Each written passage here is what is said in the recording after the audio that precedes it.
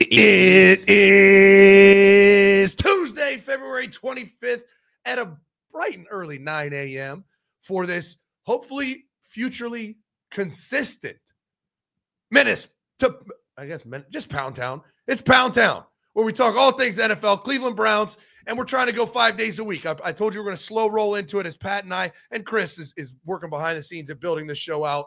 We kind of get this up and running. Now we feel like we're ready to go. We can do this thing. 9 a.m. and noon every day here at Menace to Sports. And then obviously we have Juck on Bucks and then OVE in the afternoon. So we got a lot of things brewing. We got a baseball show coming with Chris and Pat. It's going to be a great time. And today's our Monday because I was at a volleyball tournament yesterday and just got back last night. So how are you doing, Pat? How was your weekend? I'm doing well. It was good. It was kind of chill. Went up to Cleveland for a night. It was my cousin's birthday, so hung out with some family there. But other than that, kind of laid low. It was nice having the day off yesterday. Got to hang out. How was Orlando? Dude, it was a blast. I mean, just the volleyball was terrible. It's the worst Quins teams ever played. Really bad, like really bad. But when volleyball was over, we had no kids, so Justine and I did it up. I mean, we had a weekend. It was a blast. Her and I had so much fun, but the volleyball kind of sucked. Sucks flying all the way to Orlando, spending thousands of dollars, and the girls just didn't have it. I mean, they played like, I don't know, like they never played the sport. They that's not even true. They all played like they didn't want to make mistakes. They knew it was a bid qualifier, and so instead of being aggressive and trying to like just go shine, every girl, it felt like, was like, didn't want to, shank a ball, or it was just, so it was tough. They got a ways to go, a lot to work on for their coach. Yeah. I think their next tournament's in 3 weeks. So we'll see, but it was a fun weekend all in all. Awesome. But we got a lot to discuss. Yeah, we do. A lot of combine conversation because it's coming. It's this week. Yeah. Shit, Thursday, the combine starts. A lot of movers and shakers, guys that can improve their stock, guys that aren't even going to work out. A ton going on with the combine as we kind of preview what the level ups are going to be around the NFL. And then there's one receiver who's generationally horny. Generationally. Got busted cheating on his wife with a married woman who was cheating on her husband, Steve Smith, Sr. Just generational yorny, generationally. And so here's the deal. I need you to comment. We're trying to make this grow. We got 261 people in here. Got to get it up to 1,000 eventually, over 1,000 like our other show. So I need you to comment down below. Should Steve Smith's wife leave him? I mean, I got a bunch of kids, millions of dollars. She just found out he's cheating on her, allegedly a serial cheater. Yes or no?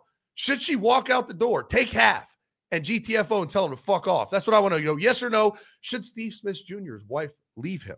Let's get this thing going. Lukey, let him know what time it is, Bubba. It is. They need to level up. I think we have some freaks in Menace Army. I'm okay with that. Go watch the fucking film. But I appreciate you for riding with us, Menace Army. Menace out. Menace Army! Let's get to the show! Let's get to the show. Yeah, so I want to start with this generationally horny run. It seems like it's a common theme. They always have ties with the AFC North, these guys. It's always the AFC North. I don't know. Is it something about playing in the cold that just gets these guys? I saw the meme where it was like the Baltimore Ravens facility and it said 1 day and they had to take the one down and put 0 days since some kind of sexual misconduct. Oh, it's unbelievable. But yeah, this story kind of broke over the weekend. Steve Smith was kind of ousted by I think the girl's name is Nicole Martinez. Her husband leaked the pictures of their the screenshots of their text messages online, and Steve Smith kind of took the brunt of it over the weekend.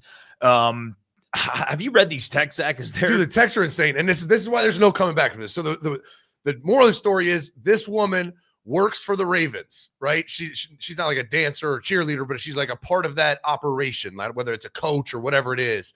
So she works for the Ravens. Steve Smith Sr. works for the NFL Network. They link. He starts hitting it. She's married. He's married.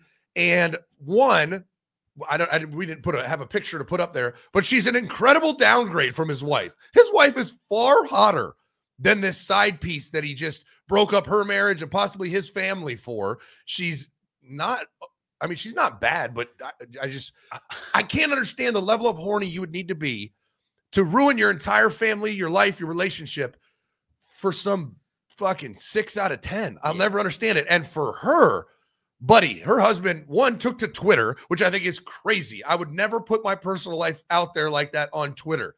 Like if Justine and I broke up because she cheated on me, guess what, Pat? No one would know. Yeah. I'm not embarrassing myself like that, or the mother of my kids. You got to be a different kind of down bad to oust not only your wife, but also yourself. Like it's not, I don't know. You take pride in getting cheated on. Is that why you posted that? Like, that's weird. I don't know if he wants people to feel bad for him. It's just a weird move. But yeah, I saw a tweet over the weekend that said Steve Smith really left this. It was a picture of his wife for the female version of Stan Van Gundy. Dude, it's just like, what? It's so bad. And then he released the screenshots, and I'm like, oh yeah, no, you're not even coming back in my house. I mean, Steve Smith texted her, take me deep down your throat like you kind of like. She said, I did. I would have gagged on it, but I had to come home. And he said, you enjoy it. You like to feel it. She said, I like feeling it deep in my wet. He said, me too. Just like insane. And then the next one, I want to turn you over and get deep inside of you. She said, you're so hot. Deep is an understatement. It felt like you were going to rearrange my IUD. You were so deep. Like if you're her husband, it's like, don't ever come near me again. No. Like you're not welcome in my house. Go get a lawyer if you want to see our kids. Like, and the pictures that Steve Smith sent is like, it looks like a goofy kid at recess. It was the people are saying it was there's the meme of like the little kid giving like the look into the camera, and it was like, this is him growing up now. It really is like just incredible. And it's funny, whenever these things get released, I always think to myself, what was he thinking when he took that picture like that from down low and he saw it? Was he thinking like, this is gonna get her off, like this is gonna make her wet? Like he sent that picture and thought, I look sexy in this picture, it's going to turn her on. And he looks like a fucking goofy little kid. I just don't understand it. That's all. Like, if you're going to send a picture, you'd think you'd look at it and be like, would this turn a woman on? I don't understand it. But shout out to a Hall of Famer. After this came out, I mean, guys were tweeting like, Steve Smith was a client of mine. He tried to sleep with every girl in our office. And like, he's a scumbag. And I just think it's hilarious. You know who came to his defense? Was Shannon Sharp. Said, you know, he has no problem with Steve Smith doing what he's doing. I guess from one generationally horny person to another, then they're accepted amongst each other. Well, and I'm just saying, like, I don't wear a white wig. I'm not going to judge. I'm not going to judge him. I don't know his dynamic with his wife. There's different dynamics out there. There's people that are in open relationships. There's people that are allowed to do stuff like that. I'm not judging at all. I'm just calling him generationally horny because he is. Yeah. I mean, is it wrong that I almost judged the husband of the guy that posted those pictures? Like I feel like that's a worse look than what Steve Smith did in a sense. I mean, and like when he called him and he was like, what do you have to say for yourself, Steve Smith Sr.? Yeah. I'd have been like, he was like, I'm sorry. And he's like, that's all you got? I thought you were a man. It's like, what else why are you calling Steve Smith Sr.? Your wife wanted him to rearrange her IUD. Call your wife. Steve Smith didn't cheat on you. Your wife cheated on you. But I'll never understand that fascination with like, I'm going to call the other person and call them out. Yeah. It's like, what's that got to do with your relationship? What does Steve Smith owe him? I mean, there's nothing there. Like, take it out of your wife. I hate to break it to you, but if Justine cheated on me, I would look myself in the mirror and be like, damn, you couldn't even create a loyal woman. Like, I'm not going to call the guy or girl and be like, how dare you? It's like, what do you mean? How dare we? How dare just like, no, that guy has nothing to do with it. Steve Smith Sr. has nothing to do with it. But it's almost like clout chasing. Like, oh, I'm going to post this to expose this former NFL player who's famous and in turn going to look like a huge fucking pussy for doing it. Yeah. Yeah. Just an overall weird look, but yeah. Double loss. That's 2 L's for that guy. Lose-lose scenario, but shout out the AFC North for continuing to be, generationally horny. Hey, it's where the horny men go to play football. Yeah, exactly. Another little NFL quick note. The Packers are wanting to ban the tush push. Obviously, this has been it's a topic for the last few off seasons now with the Eagles, seemingly perfecting this play. Obviously, we saw it work in the Super Bowl en route to their victory. But what are your thoughts on this? I mean, first, it was reported as like an anonymous team has submitted a proposal to ban the play. And then it came out through NFL insiders. I think Tom Pelissero reported that it was the Packers that sent in the request to the NFL to get rid of it. And I see both sides of it. I think the issue here, and Matt Finkus tweeted this last night, Buckeye great. We all know Matt and love Matt. He tweeted it, and it's absolutely true. You don't need to ban the play. The problem is right now, offensive players are allowed to push a ball carrier. Defensive players cannot push D linemen. And the reason, the genesis for that rule is defenses used to, on field goals, try to push D linemen to get more force to knock over linemen and block field goals, and it was not safe. Now, why it's allowed on offense, I don't know. I mean, it's kind of seems like talking out of both sides of your mouth, like you can't do that, but you can. And it's the same act, the same danger. But if you either disallow the offense from doing it or allow the defense to do it. If you allow the defense to do it, you'll get in like a rugby scrum or whatever they call it. And it's at least it's apples to apples. And they'll be able to use similar techniques to stop the offense's clear advantage. I think something needs to change. Yeah. Whether you get rid of the brotherly shove or you allow the defense to push back. You just got to do one. Because right now it's like, this is bullshit. Like they got 8 guys pushing our 4 guys, and we can't push back with 8 guys. It's just unfair right now. Yeah, I'm of the belief, similar to what Matt said, is that honestly they should allow defenders to push back. Obviously, we have the reason that rule was invented, like you said, was to prohibit teams from doing that on field goals. Then keep it that way on field goals, but on a normal defensive play, you should be allowed to. It's similar to like how on a field goal you can't have someone directly over the snapper. Yeah, right. But you know, on any other given play you can. So I don't know why we can't make a rule that, you know, changes the defensive players to push back on an offensive play. I also don't want to get rid of that play because I don't know. I'm all for, in terms of like the history of the sport, it's cool how this play has become such an anomaly over the last few years and how the Eagles have pretty much perfected it. I mean, honestly, if it was so good, every team would do it, but not every team can perfect it the way that the Eagles can. Obviously, Hurts had 14 rushing touchdowns last year. I think that was tied for 5th most in the NFL. But let's see some teams counteract it. And I think the way to do that is, you know, letting the defenders push back. I think that'd be cool. And it kind of be I don't know, for like those old heads that love those, you know, the grittiness of football. I think that'd be good for the sport. I have no problem with the play. I just think it needs to be fair. Like if the offense is allowed to do it, then why can't the defense do it? I understand why it was banned on defense back when it was, because they were trying to protect offensive linemen. Well, now the offense is using it to their advantage. So you either have to ban it for them too, or you have to reallow the defense to do it. And you can always say not in a kicking situation. Like they can't do it on an extra point or field goal. It's right now it's unfair. And to your point, the Eagles are the best at it, but it doesn't mean that the defenses have equal footing against the Eagles or anyone else. No, absolutely. I mean, shit, we see this in every sport. I mean, with baseball, we saw it recently with the banning of the shift.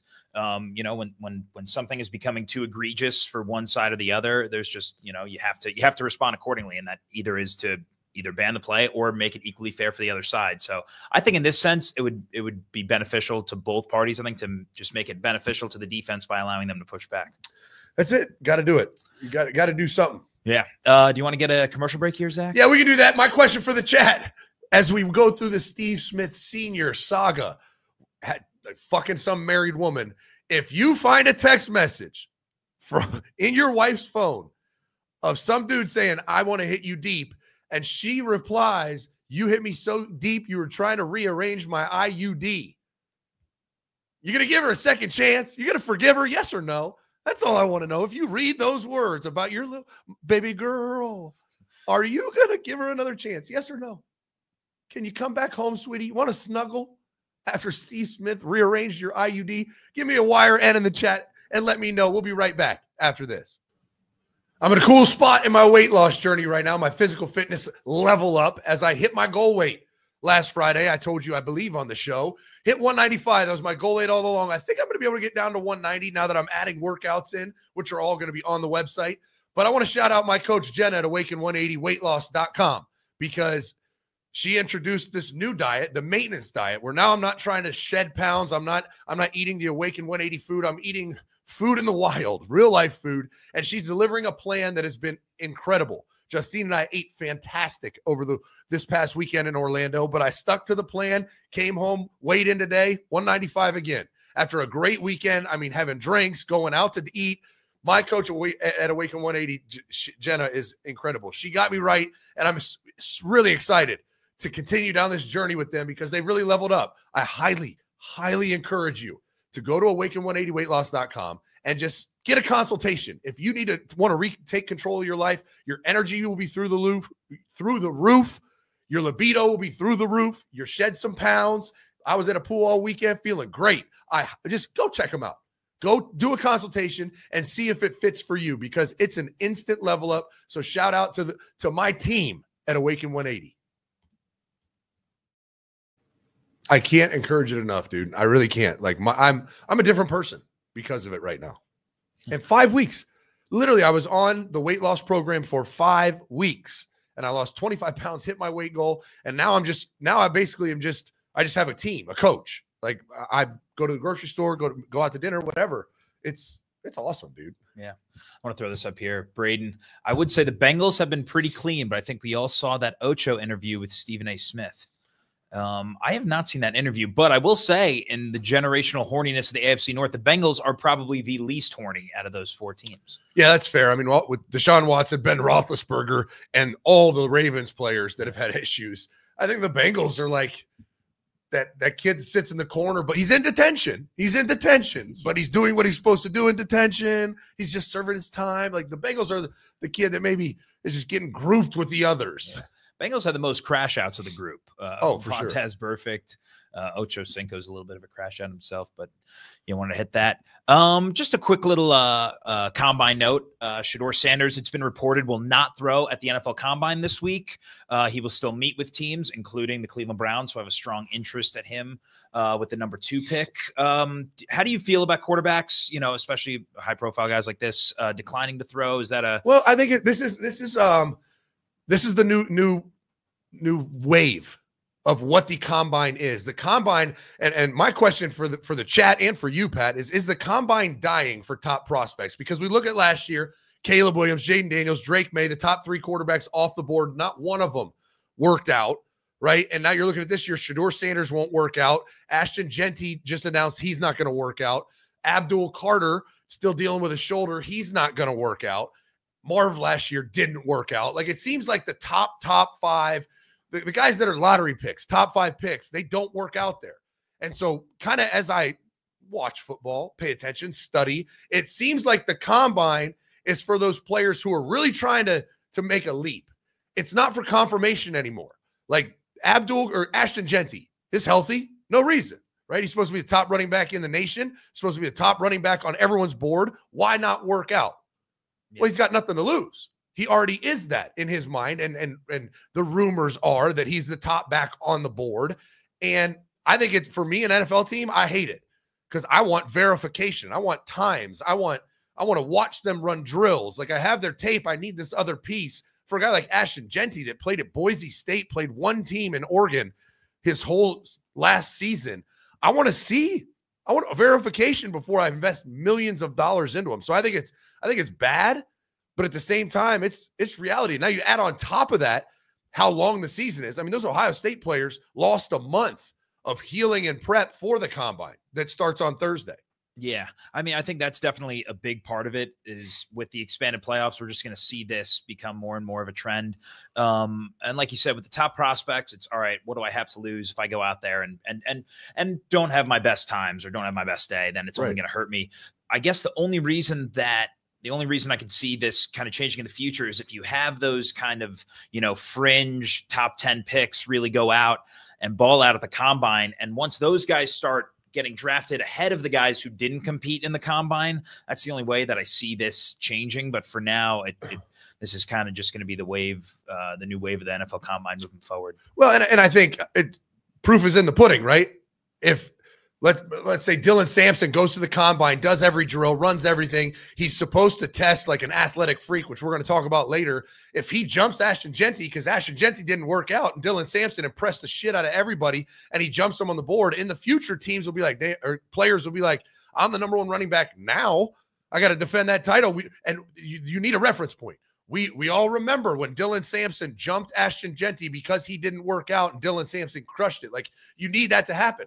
When Marv doesn't work out and is the number one receiver drafted, when Malik Neighbors crushed it, and then the production in the NFL in their rookie year, Malik Neighbors was the better player. Like, at some point, you're going to say, I know Marv is really good, but I need to see him work out. Otherwise, I'll draft Malik Neighbors, as the Cardinals should have probably.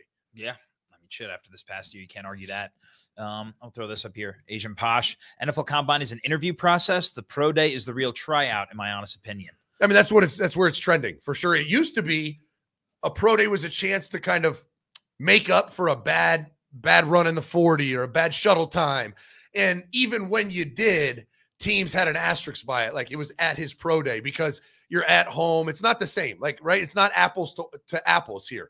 Like, if a kid, because the combine is grueling, and we've had players on here that talked about their combine experience. I mean, it is, you are up super early in all these meetings, all these doctor's appointments, like just meeting after meeting after meeting all day long. And then you go to work out and you're already exhausted. So you run a 4.3 after all that bullshit. It's not the same to some kid who wakes up, gets breakfast at training table in the facility, goes to his locker in his indoor, has no meetings, nothing. And he just goes out and pops a 4.3. You're like, well, those aren't the same 4.3s. And so it definitely is trending that way, though. I agree. I think pro days are going to become the combine, especially because these seasons just got a lot longer. Like, those players need more time. I guess I never really thought about that, the mental aspect of the combine versus the pro day, and how much more mentally exhausting and grueling it is. Oh, yeah, dude.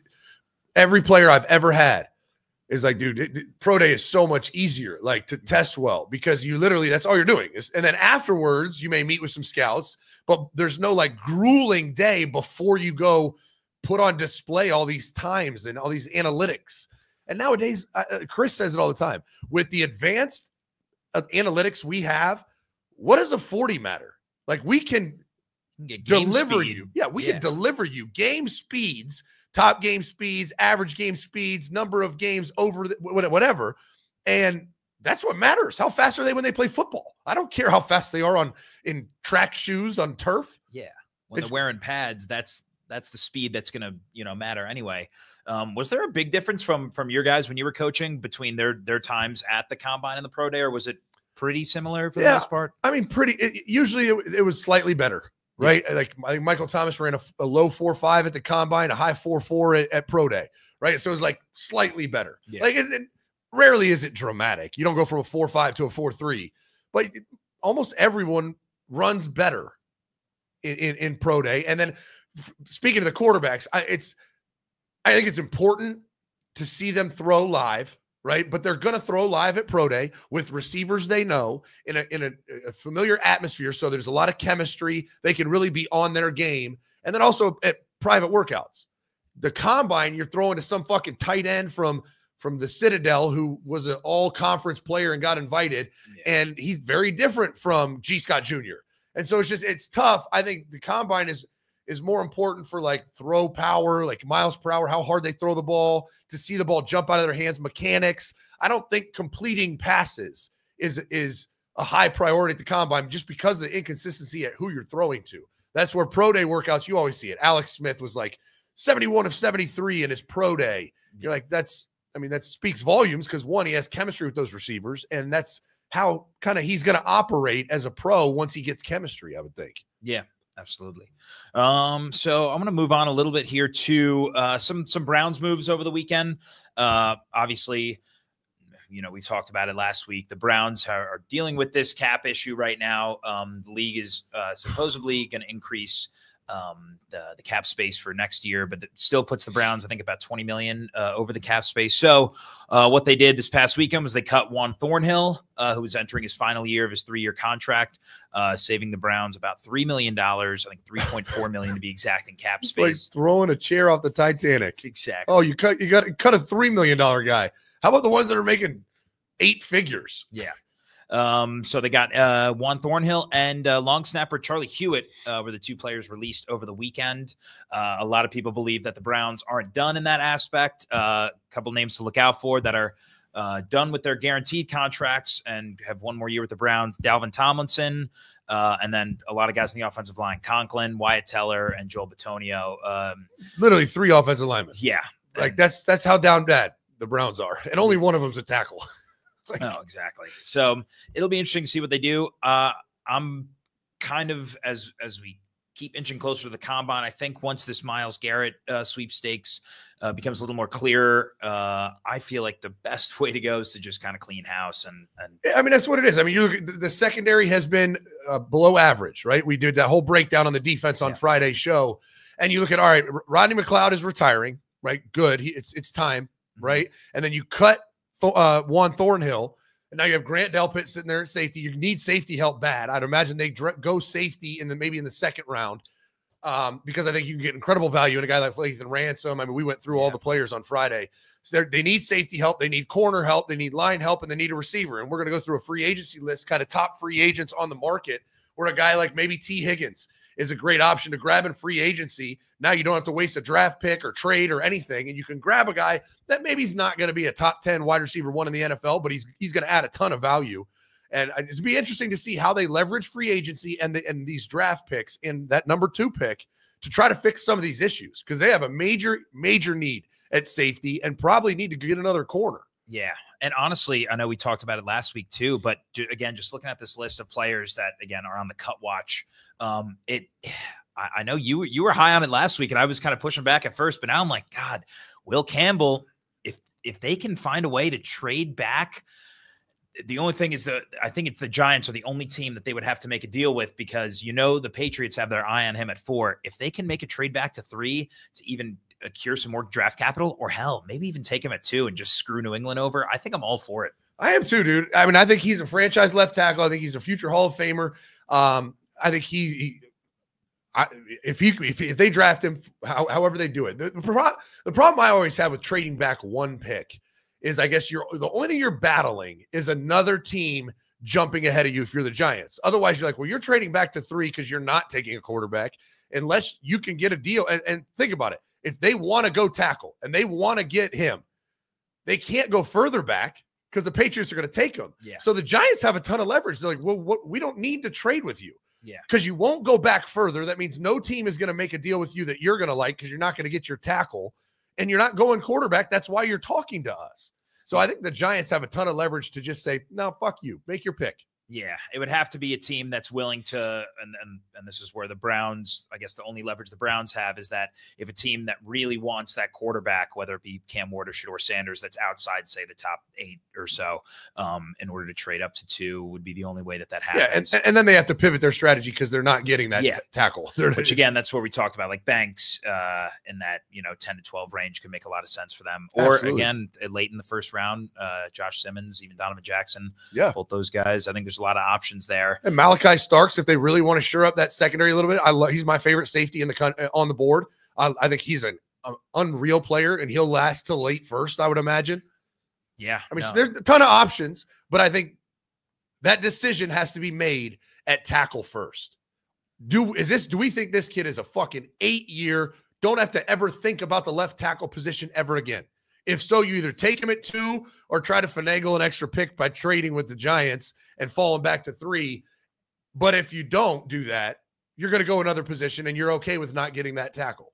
Yeah, absolutely. I think that's what it comes down to. But Zach, you want to get another commercial break here? We do. And then I want to talk a little bit about multi-sport athletes, because I found this really badass Twitter that tracks a bunch of like high school performances of players in the NFL, players in the combine, the draft. And I want to talk about it because I think one of the biggest things I get asked is about focusing on one sport when you're kid is in middle school or high school, and I always say kids should play multiple sports. And I'll give you an example of when I made a decision that I was going to allow my daughter to only play volleyball, and I'm going to talk about why. But I want to come back and talk about that a little bit to change it up, and then we'll get back to free agency a little bit. So my question for the chat, you find a text in your wife's phone. Some other dude was hitting her so deep, he rearranged her IUD.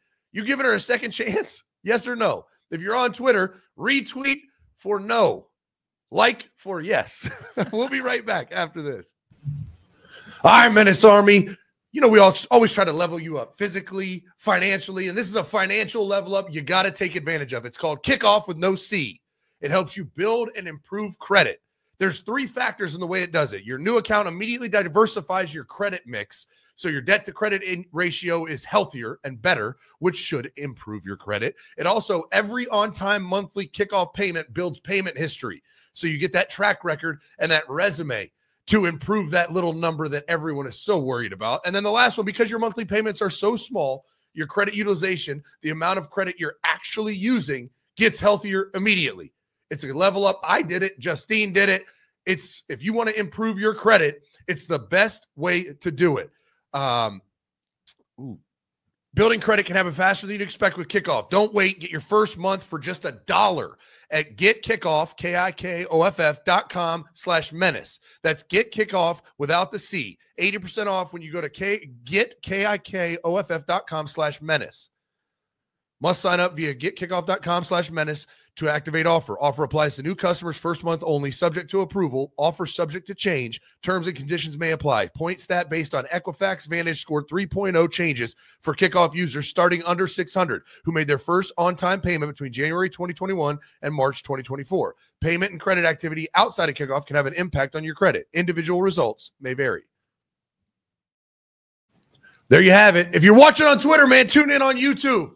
We'd love to get you over here. Yeah, and subscribe to that YouTube channel. We're working our way towards 1,000 subscribers. We're over halfway there right now, and once we get to that 1,000 subscriber mark, then we can start monetizing, and then that's where we really get to level up. Well, we really need watch hours. We need you to watch on YouTube. Like we're ready to monetize. We just need some more watch hours. So if you want to help us make this grow, watch on YouTube. Go switch over to YouTube or at commercial, or later on, we're going to put out some more content. We're trying to build this channel up. We appreciate your help to go over to YouTube. It's the links in the bio, youtube.com/@menace_poundtown. Go hit that subscribe button. Let's get that subscriber number up there. Absolutely. So next topic I want to hit is, you put this in the show notes. Tracking football, track the number of multi-sport high school athletes that got NFL Combine invites. And I'm curious your thoughts, again, with one kid already in high school and another kid about to be in high school. Your thoughts on this whole multi-sport versus one-sport athlete thing. Here's the thing. People ask me all the time, should their kid give up baseball to focus on football because they're better at football, or vice versa? And I've always told everyone, always, play all the sports. When you're in middle school, high school, play all of them. You can still do your private training. There's enough time. My son does it. He's a football, baseball kid. I was perfectly okay with him not playing a winter sport because that gives him a training session, right? The winter is when he trains hard. And then in baseball season, focuses on baseball. We'll do some football stuff once a week. Just, catch some balls, hand-eye coordination stuff that helps both. But he's a two-sport athlete, and the only way I think he would ever become a one-sport athlete was if it was going into his senior year and baseball was or football, either one of them is kind of just clearly not the same. He's not the same level as the other one. In that final year, I could see him doing it. That, or if, let's say, he's going to be a college football player, which, that's yet to be seen. If he was going to leave early, obviously he wouldn't play baseball his spring semester of his senior year. But I thought it was cool, the numbers they put out, because of the 329 NFL Combine invites. This is for all those parents out there with kids. 329 NFL Combine invites. 62% of them were track athletes also. 50% of them played high school basketball. 10% played high school baseball. So you're talking about half of them, over half of them, were two-sport athletes minimally. Track and field, 2/3 of the Combine invites ran track and field, right? And over at least half of them were a two-sport athlete. I think that's really crazy. And you look at it, here's even further. Let's not talk about the combine. Let's talk about the Super Bowl. Of all of the both active rosters, Eagles, Chiefs in the Super Bowl, only 9%, 9 were football-only athletes in high school. 91% of the active roster players in the Super Bowl played 2+ sports. 91%. Almost half of them played 3 sports in high school. And again, 65% of them ran track. So I think it's really cool to look at that, and it's evidence that you don't need to quit all these other sports to be great at one. If you're a great football player, it benefits you a ton to go play basketball. All the footwork and things that they do, hand-eye coordination, right? Baseball, similarly. Track is obviously the biggest carryover. If you're a skill kid in football and a track kid, those go hand in hand. Track is a spring track season is like training for football anyways. And I talk about all the time, the big skill and linemen, go wrestle. Wrestling is the most underutilized, underrated sports for a lineman or a linebacker. You're talking about leverage, like tackling, like toughness. Everything you need to be good up front gets done in wrestling. So I wanted to bring it up because I highly encourage parents to have their kids play multiple sports, and you can do it intelligently. Like football, baseball is hard because there's not a lot of carryover, but football, track, I mean, it's like bread and butter. You're just speed training for football when you go run track. And I thought it was crazy because in the combine invites, some of these numbers are wild. Yeah. Top high school long jumps. Arian Smith jumped over 25 feet. Malachi Starks, 24.9. Ashton Genty was a 23.3 long jumper. I mean, Jimmy Horn Jr., the Colorado receiver, is a 23-footer. I mean, some just freaks. I'm really excited. I can't wait to see what Arian Smith broad jumps. I bet he's going to clear 11.6. Oh, just easy. Can jump out of the gym. He's an athletic freak. I mean, you look at the top 100-meter dash times, high school 100-meter dash times. Arian Smith ran a 10.3 flat. If there's anybody that is going to just destroy the combine, it's Arian Smith. Now, the tape is decent. It's not bad. But he's a guy that's going to get a lot of NFL personnel drooling just because of that freaky shit. I was going to say he's the type of player that because of these, metrics that he'll be the ones, the type of players that really benefit the most from the combine and just putting up these crazy numbers and shooting up a lot of teams' draft boards. And we're going to talk about him in a minute. He's kind of he's a guy that I think is going to really rise up the boards, and I hope he gets picked before Ashton Genty as Dylan Sampson. He has the 3rd fastest high school 100-meter time as a running back, a 10.48. Like, you're talking about a freak, and I keep going back to him because I want him to be a Brown so bad. And I don't know if that's the best move for the roster as it sits today, but Malachi Starks, the safety, has the 6th fastest high school 100-meter time of anyone at the combine at a 10.55. You're talking about a genetic freak, a safety, not a corner, a safety that can run like that. Yeah, I think, like you said, it doesn't make sense where they are at right now because he's going to go into that mid to late first round, I think. But if they, again, depending on what happens with the Myles Garrett sweepstakes, depending on what happens with that number 2 pick, if they decide to trade back, I'd be all for a way to get Malachi Starks in the brown and orange. I think another thing that I mean, on the same note, while we're talking about like the multi-sport athletes, how much of it for you is, because I know one of the biggest pushbacks to people saying, oh, don't just be a one sport athlete, is the wear and tear on like significant shoulder or, muscles and joints leading to injuries when you're constantly doing the same thing over and over again. Do you think that plays a big part in it as well? And I feel like as being track and field so high up there, I feel like that's a sport where that really, isn't as physically taxing as some of the other sports. I think is that a reason why that number is so high? It's more physically taxing than baseball. You just fucking stand there all day. That's true. But I feel like with baseball, you get those freaky injuries with, the stopping and starting, running, in the outfield or to and from base to base. Yeah. I mean, listen, here's the thing. These kids are going to be doing something. Like, if you are a one sport athlete, you only play football in spring, you're going to be training hard. Yeah, you're going to be doing all those things. And so there's a risk of injury there too. It's at a point where the risk of injury you need to be aware if you're doing too much that you could, get stress fractures. You could, it could be counterproductive. But as long as you are monitoring, not doing too much, playing a sport and involving teammates, like competition, all of that, I think benefits an athlete more than just training.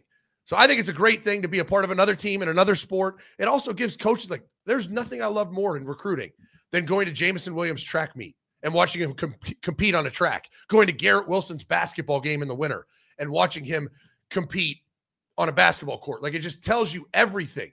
You could see, like, Garrett Wilson, warm-ups. I saw, it was probably warm-ups and then the first quarter. I saw him blow past the defender and take off and hit a layup. And I was like, holy shit. You could just see how ridiculously fluid and athletic he was. Not that you couldn't in football, but it just reconfirms it right there on a basketball court. I think it's great, and everyone should push their kids to remain a multi-sport athlete. Yeah, I'll say it too. I mean, one of my favorite stories growing up was watching Jabril Peppers in a track meet at my high school and just seeing that, you know, just the insane speed in person, up close like that, different than football speed. And it was crazy. There's no doubt. All right, next topic I want to hit here, kind of a down draft class, the foundation draft.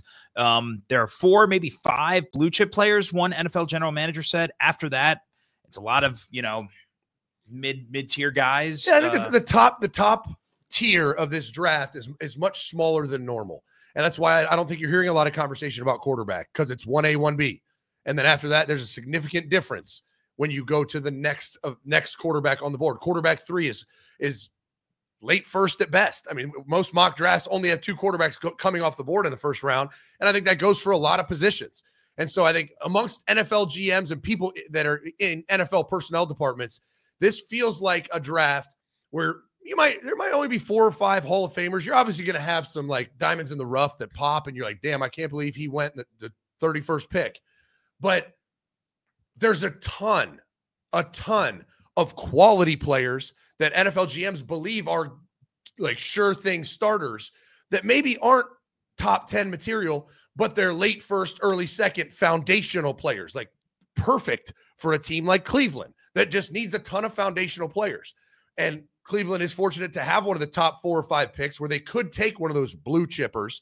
But I really think, and the feeling amongst the NFL is we hit that mid-first round, there's going to be a lot of people trading because it's like, all right, all this group of 40 players are all similar.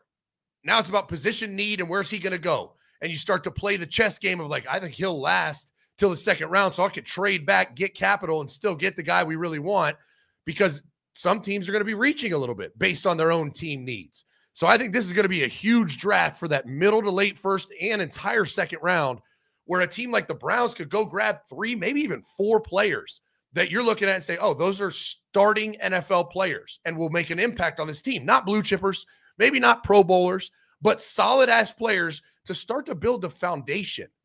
So then you can go to maybe free agency and get a blue chipper. You can grab a blue chipper with the second pick and still get quality guys later in the draft. Because, yeah, this draft is not near as high-end talented as we're used to. Yeah, it's funny. I mean, one quote here said, scouts view the 2025 class as light on future All-Pros, but strong on starters. You're going to see a lot of rookie starters from this class because it's such an experienced group. I think that also speaks volume to the way, you know, college football and in turn the NFL draft is kind of going, because you're going to see a lot of guys come back for their senior years, you know, given the NIL opportunities that they have now, and the ability to make money while in school. I think, do you think you're going to see a lot more experienced groups and a lot more players ready to start right away now because of this? I think this, because of NIL, because guys are coming back, they're going to get an older player in the NFL. Like the average age of the incoming rookie is going up. I mean, we see it with Michael Penix Jr.'s and guys that the Louisville quarterback that was played college football for 7 years. Like, these kids are older, so they're more veteran. I don't know if that's a good or a bad thing. It's probably better for them having a chance to start early because they're just more mature. But also, how long is their shelf life? Like, their career's innately going to be shorter on the back end. And so it'll be interesting to see how it plays out. I think this draft is unique because as the one AFC scout put it, player number 15 in this draft might have about the same grade as player number 50 on your board. Yeah. That's how it's kind of just a clusterfuck of really good players. And so that's why when we look at this and say, okay, the Browns are going to take a kid at 33. What if they trade up and take another one at 47? That kid's value to the NFL, to the Browns, might be similar to the whoever picks at 15 and drafts a kid. And that's where you lose sight of like, yeah, he's a mid-second rounder though. It's like, yeah, but this draft, there was a pool of players that could have went anywhere from 15 to 50. Yeah. And I think that's huge, like you said, for the Browns to be able to take advantage. I mean, this is the year where you have to, all right, if you want to expedite this rebuild, you gotta really capitalize on this draft because it's such a deep class. You can't really afford to miss in that, 15 to 50 to even 60 range. I would say those first 3 rounds are going to be really, really huge for the Browns. But you want to get one more commercial break? Yeah, we'll get a commercial break, and then we want to talk a little bit about a couple of my 2 prospects I think are going to jump up in the combine, and then talk about this free agency list. Yeah. Top free agency options that are on the table if the Browns want to make a move, or anyone, but hopefully the Browns. We're praying. We're hoping. But my question for the chat, and if you're on Twitter, get over to YouTube so you can answer it at youtube.com/@menacepoundtown. You find your wife's phone like Steve Smith Sr.'s mistress's husband did, and you open it up, and there's a text of a guy telling your wife, I want to hit you deep. And she says, last time you hit me so deep, I thought you were rearranging my IUD. You giving her a second chance? You going to forgive her? Is it possible? Yes or no in the chat. Y or N. Let us know. We'll be right back after this. We talk a lot about leveling up finances and your body physically, your sex life, a number of different ways. None more important than your mental health. And our partners at Talkspace provide you probably the easiest option to go get a session and talk it out with somebody. I know as a father of 4, sports going on, chaos, it's hard to find a time to go meet with a therapist. And so Talkspace gives you a ton of flexibility, and you can do it from anywhere. It's an absolute level up. And most of you, if you have insurance, you'll have a $0 copay. You can easily sign up online and get paired with licensed providers that's the right fit for your needs, typically within the first 48 hours. You can also switch providers at no cost. As a listener to this podcast, you'll get $80 off your first month with Talkspace when you go to Talkspace.com/menace and enter promo code SPACE80 to match with a licensed therapist today. Go to Talkspace.com/menace and enter promo code SPACE80 to get $80 off your first month and show your support for this show. That's Talkspace.com/menace, promo code SPACE80. There it is.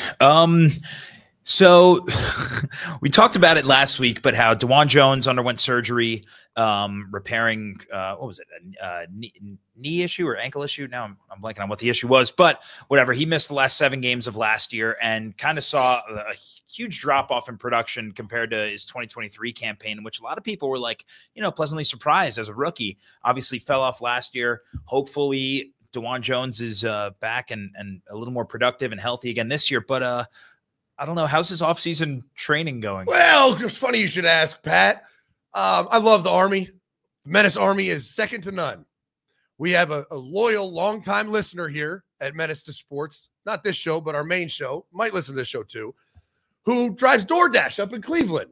And he screenshotted and sent me an order that DeWand J ordered in Cleveland, a really nice place, and said, doesn't look like DeWand is taking his recovery very seriously, because my man is smacking some Mickey D's. He got 2 McDoubles, add mayonnaise, large French fry, Oreo McFlurry, plain sundae, add crushed Oreo, another plain. So he got 3 different ice creams, 2 sundaes, a McFlurry, 2 McDoubles, and a large French fry. I don't know if you know much about DeJuan Jones, but not the slightest guy. I mean, needs to consciously watch his weight because he's a massive human being. Yeah. And coming off of surgery, I don't know if that's what a nutritionist would say you should be eating, Pat. I don't know. I mean, we talked to our guys at Awaken 180, and maybe we can confirm that with them, but I don't think that's the way to go. I mean, the text I got was rolled up to the house. Again, this is allegedly. I don't know that this is DeJuan Jones. There could be another DeWand J. DeJuan Johnson, perhaps. Yeah, with a charger in the driveway, a Browns welcome mat, and a front porch that reeks of weed. It could be someone else. Could be. But it's possible that it's DeJuan Jones that got the munchies and wanted 3 ice creams. That's insane. I've been around, some people that have gotten some crazy McDonald's orders. I can't remember ever seeing someone order 3 different ice cream orders in one setting. No. Anyways, moving on from that. Little combine watch. Obviously, combines this week. A lot of stuff to watch for as a Browns fan. Who do you expect, in your point of view, to jump up these boards and be a guy that the Browns could look at? You know, especially aside from that first round pick, that second round pick is going to be, I think, where the Browns really need to capitalize on. And who are some guys that you're looking at? Well, I mean, the two guys I wanted to talk about today, just briefly, one is Dylan Sampson at running back from Tennessee. I mean, I think he is being disrespected at a massive clip. I think he's the best running back in this draft class. I think Ashton Jeanty is just a good back, 5'9", played group of 5 football, still a really talented back. I'm not saying he's going to be a bust, but I think he's being overhyped.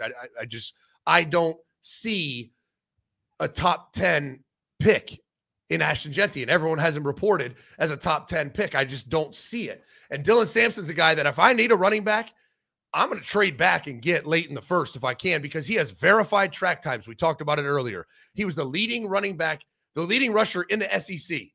Like, I know Tennessee didn't make a playoff run. I know they couldn't beat Ohio State. He didn't do much against Ohio State, which was not really as much on him. I mean, he got knocked out. Lathan Ransom took him out. Yeah, I was going to say that was Lathan Ransom's doing. I studied Tennessee all year because I really thought they were going to be a playoff team, and lo and behold, they were. And I think this kid is special, especially when he gets those that verified 40. Like, I think you're talking about a 10.48. That's going to equate to sub 4.4 speed. And at his size, and he's only 20 years old, like these running back is all about shelf life. You know, they run out of gas pretty quick. He is a young running back. He is not one of these 7-year guys. He's not one of these guys, like, love him, but Quinshon Judkins, who's taken so many hits over 4 years. He is a guy that I think he's going to just shoot up the board, and I'm excited to see how high he can get. And I really want to see what he runs. What's that 40 time? Is this could he go like sub 4.3? I mean, we're talking about a 10.4 100-meter kid in high school. Can he break that 4.3 mark? If he does, I'm taking him before Ashton Jeanty every. If I was any team, I'm taking him before Ashton Jeanty. Yeah, I mean, I know we've talked at lengths about how just the workload difference between playing at a Boise State and versus playing at a Tennessee is crazy. What is too high for you for a running back, though? Because I'm always, you know, leery of taking a running back, especially in the top 10, which is why I'm shocked that Jeanty is being mocked in the top 10, because when I think of a top 10 running back, I think of just, you know, generational superstar like Saquon Barkley. Yeah, I mean, I think there is situations and players where they're worth a top 10 pick. Saquon Barkley, Jahmyr Gibbs, I think was a great first round pick by the Lions. Mm-hmm. And they didn't need a running back, but that's how good he was. Yeah. That they're like, we have to take this playmaker. I think every now and then there's those playmakers you're like, fuck, this kid is different than anyone else. And you do that. You could spend that pick. I think was probably that was like hitting a double at that pick, right? Like, he was so good for the first 5 years of his career and then kind of fell off. And you're like, was it really worth a top 5 pick to draft Ezekiel Elliott? I think that's a good question for you, Pat, and the chat. Do you think Dallas got the value they should have out of Ezekiel Elliott where they drafted him? I know he was the best back in the league for a handful of years.